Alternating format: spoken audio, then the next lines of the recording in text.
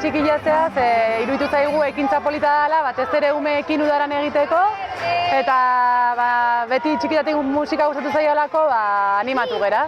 Eta ekintza polita iruditu zaigu eta espero dugu errepikatu. Donostia ezagutu udalekuak kokatzen dira kultura aisialdiaren eremuan.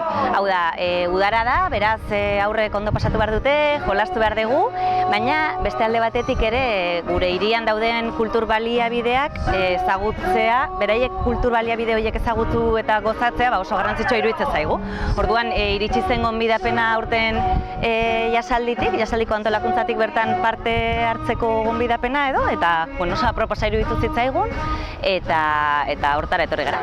8 aurrekin etorri gea bakarrik, dantza eta musika eta zirkoa egiten dugunez hemen nahi dugulako musika erakutsi aurrei ikus dezaten, eta kriston aukera eman digute jazalditik aurrekin etortzeko, eta hau ikusteko aurrak daude, guztiz harrituta ikusten beraientzako gauzak badaudela jazaldian eta parte hartu dezaketela.